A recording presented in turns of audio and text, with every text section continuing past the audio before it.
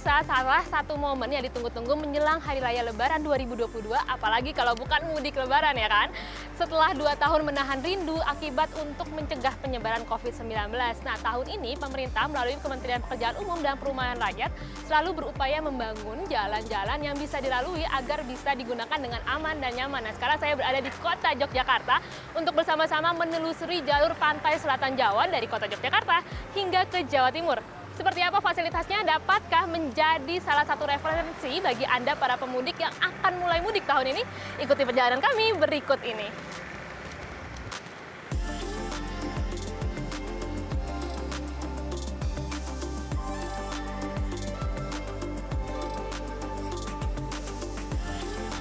Di hari sebelumnya, saya telah ikut meninjau pembangunan jalur pantai selatan di arah barat kota Yogyakarta. Jalur yang sebelumnya berkelok-kelok dan rawan kecelakaan diperbaiki dengan memperhatikan berbagai aspek seperti kontur, lebar, dan kualitas lapisan aspal sehingga membuat nyaman bagi para pengguna. Selain itu, keberadaan jalur ini ikut menumbuhkan potensi ekonomi di sekitarnya.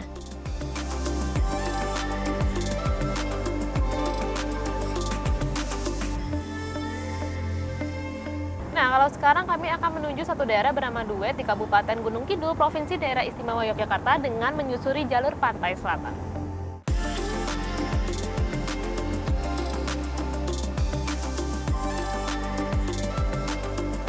Nah, ini salah satu lokasi di jalur pantai selatan. Sekarang saya sudah ada janji dengan Bapak Javid selaku Kepala Bidang Pembangunan Jalan dan Jembatan Balai Besar Pelaksanaan Jalan Nasional DIY dan Jateng untuk bincang-bincang seputar jalur Pansela di DIY dan Jateng.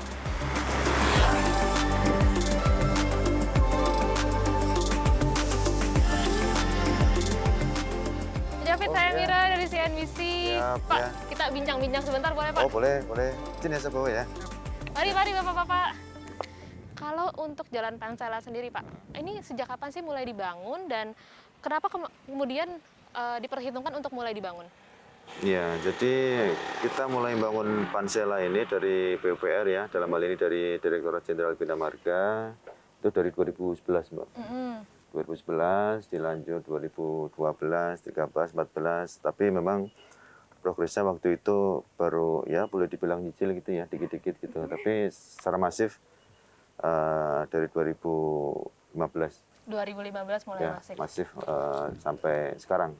Kenapa kemudian dirasa perlu untuk membangun jalur-jalur di Pansela ini, Pak? Ya, jadi Pulau Jawa ini kan pergerakan logistiknya sangat tinggi ya. Dari Jakarta, Surabaya, atau sebaliknya. Nah, selama ini itu kan semua beban lalu lintas tertumpu di pantai utara. Di pantai utara kita tahu ada Pantura. Ya, ada semenjak 2018 sudah tersambung tol Trans Jawa ya. Dan di situ memang kondisinya masih cukup berat ya. Saya pun kebetulan juga ngelola jalan Pantura juga, kami tahu tiap hari kondisinya seperti apa, jadi memang cukup berat. Oleh karena itu ada kebijakan dari pimpinan dari pusat untuk segera melanjutkan kembali penuntasan untuk pembangunan jalan Pansela.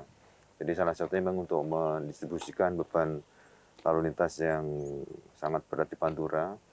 Sebagian sudah terdistribusi ke jalan tol, sebagian juga sudah didistribusikan di jalur lintas tengah. Tapi untuk lebih meringankan lagi beban 3 jalan tadi, ini dikembangkan di Pansela. Berarti di area selatan Pulau Jawa begitu ya, Pak? Pansela ya. Pantai Selatan. Pantai Selatan.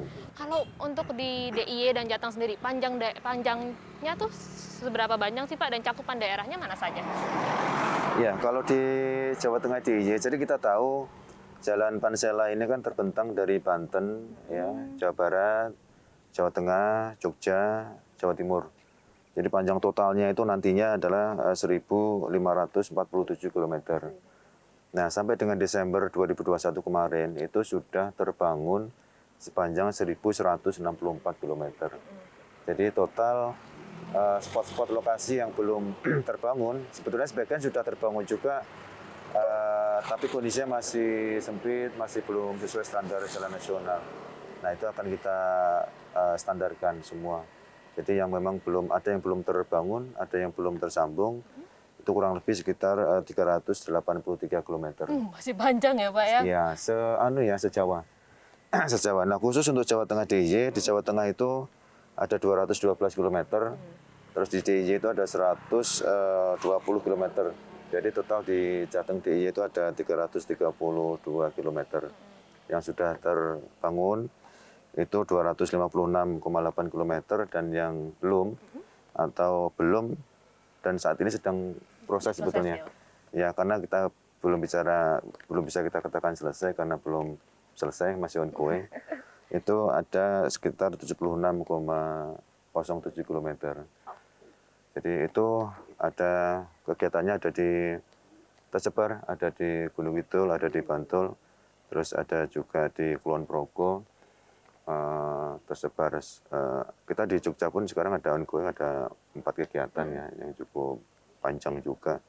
Kalau di Jawa Tengah sendiri saat ini sudah tidak ada kegiatan, sudah selesai di tahun kemarin di Desember 2021. Pak, berarti akan segera selesai ya Pak, menyusul yang sudah selesai. Target kami sih 2024 ya, nanti bisa tersambung semua. Dengan standar jalan nasional, mungkin boleh di-mention Pak, standar jalan nasional itu sebenarnya seperti apa sih? Standar jalan nasional itu seperti kita sekarang ini ya.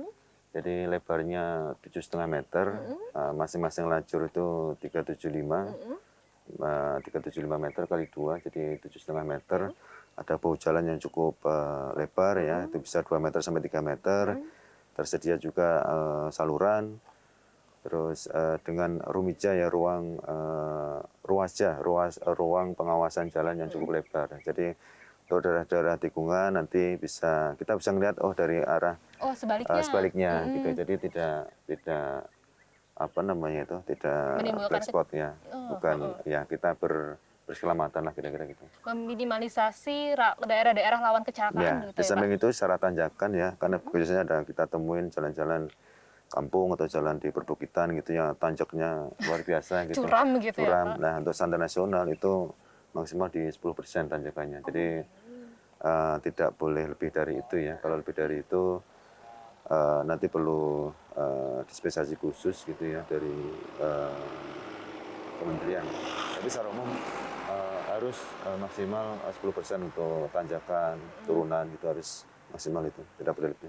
Supaya berkeselamatan. Iya betul, berarti sebelumnya ini jalannya kecil begitu ya Pak, tidak seperti ini? Ya, kecil, jalannya dulu kecil, ya sekitar 3 meter, 4 meter begitu ya. Dan dulu jalannya di atas gitu. Ini ya di atas, udah kita potong kan. Udah kita ratakan supaya lebih nyaman dan lebih aman untuk dilalui. Berarti ini bukit sebelumnya yang dipotong akhirnya? Betul ya, depan sana kan bukit juga. Oh baik, berarti semua jalan apakah dibangun baru atau ada yang hanya dibetulin saja begitu Pak? Ada yang baru, betul-betul bikin baru, hutan gitu ya, kita babat, kita bikin jalan barunya. Ada juga yang jalan existing namanya, jalan lama, kita lebarkan, kita maksimalkan lagi. Terus ada juga yang tadinya jalan existing yang cukup curam, cukup tinggi, kita potong ya, kita ratakan, kita gali timbun ya supaya rata. Jadi yang tinggi seperti ini kita gali untuk nimbun yang daerah-daerah yang curam gitu supaya relatif lebih rata. Kalau fasilitas-fasilitas publik yang ada di sepanjang jalan ini, mungkin kita bisa sambil jalan sedikit Pak.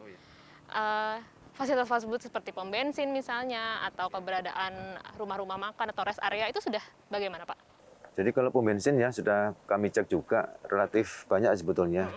SPBU yang besar yang dari Pertamina, ditambah lagi SPBU mini ya mungkin punya perorangan gitu, udah banyak kok. Semalam kami cek juga yang besar itu ada 4 lah, sekitar 4 dari Jeladri ya. Pansela bagian barat sampai ke Jogja itu ada 4. Terus SPBU mini saya sempat hitung kemarin juga sekitar 6 lah gitu ya. Berarti sudah bisa menampung pengguna jalan ya Pak? Menurut saya sudah. Terus fasilitas lain ada beberapa tempat istirahat gitu. Ya, ada tempat istirahat milik pribadi maupun rumah-rumah ibadah mungkin. Rumah-rumah ibadah, ada juga fasilitasi dari Pemkab ya.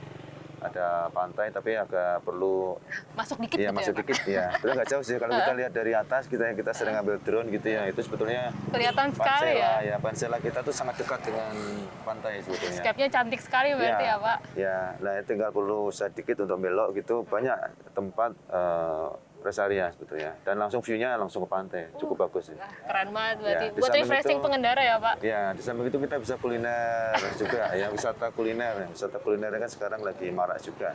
Kita ada beberapa tempat makan, ada sate ayam, ada makanan-makanan lokal juga. Jadi menurut saya sih cukup sangat menarik sebetulnya. Berarti pembangunan jalan ini ikut menggerakkan perekonomian masyarakat lokal secara tidak langsung begitu ya, Oh Pak? ya, pasti Mbak. Jadi sekarang yang pasti harga tanah aja lah sudah pasti naik gitu. Sudah pasti harga tanah Karena di naik. pinggir jalan ya, Pak? Ya, tadinya nggak ada jalan, tapi sempit ya. Sekarang dengan jalan yang lebar seperti ini pasti lebih banyak orang lewat, orang berekonomi di situ juga jual beli jasa misalnya pasti akan ramai juga. Semakin ramai dan semakin Ya. diminati. Kalau Dan- fasilitas penerangan jalan gimana, Pak? Penerangan jalan sudah ada, kita siapkan, tapi memang tidak sepanjang jalan yang kita bangun ya, karena itu akan sangat memberatkan juga nantinya terkait masalah dayanya, listriknya segala macam. Karena daya itu kan ada di Pemkab nanti yang sama ada dari perhubungan, ada di BPTD ya. Jadi kita tempatkan PJU memang di lokasi-lokasi yang memang memerlukan, misalnya apa tikungan, misalnya curam gitu ya, ada tanjakan dan sebagainya. Kita pasang PJU. Tapi di luar itu kita pasang juga patok-patok pengarah ya. Tadi saya sampaikan ada delineator, ada guardrail, ada patok pengarah. Ya kayak di tol lah. Tol itu kan nggak sepanjang itu juga dipasang Lampu PJU jalan ya. ya. PJU-nya dipasang di lokasi-lokasi exit, misalnya simpang susun dan Betul. sebagainya. Berarti ada kondisi-kondisi khusus ya, Pak? Ya, Yang ya, dianggap perlu untuk melakukan penerangan jalan. ya, betul. Kalau animo masyarakat, Pak, kan udah lumayan nih progresnya, kita lihat ini udah rapi gitu. Iya, iya. Udah cukup ramai belum sih, Pak, jalurnya? Atau masih perlu sosialisasi lagi? Kalau yang Pansela bagian barat ya, yang dari Jeladri, dari Kebumen sampai ke Congot, masuk di Bandara Nia itu ramai sih. Di sana sudah ramai, kanan kiri juga sudah ramai. Memang yang Jogja menuju ke Jawa Timur ya, itu yang masih relatif sepi. Itu tapi nanti akan ramai dengan sendirinya setelah ada beberapa paket kegiatan kami tahun ini. Ada 4 paket ya, 4 paket kegiatan yang akan kita selesaikan di tahun depan. Begitu itu sudah selesai, tersambung semua jalan selebar ini, Dan pasti akan nyaman ramai. ya, Ya. Pak, yang digunakan. Oke, Pak Javid, kita lanjut mungkin ke spot berikutnya ya buat lihat Iya. spot-spot Pansela lain. Boleh.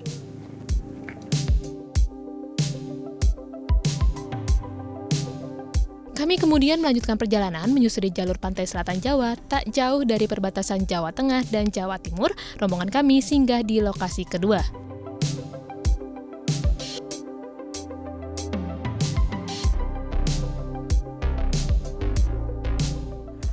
Nah, ini kita sudah sampai di spot kedua. Ini kira-kira di mana ya?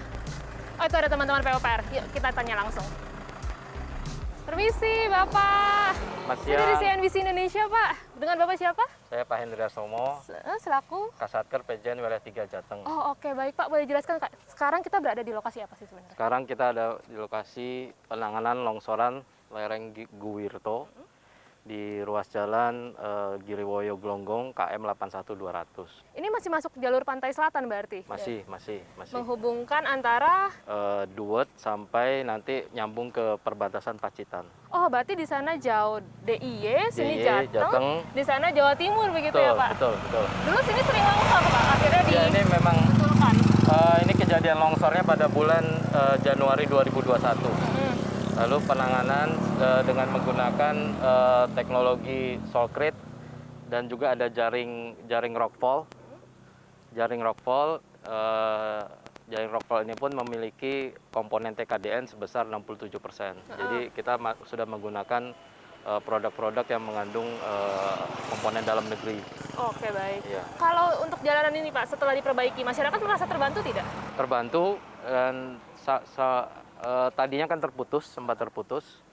Setelah kita bersihkan lalu kita perbaiki, alhamdulillah sudah tidak terjadi longsor lagi dan akses jalan bisa lancar. Oke, siap dilalui pemudik 2022 ya Pak? Siap. Oke, baik. Kita lihat-lihat lagi Pak. Siap. Silakan.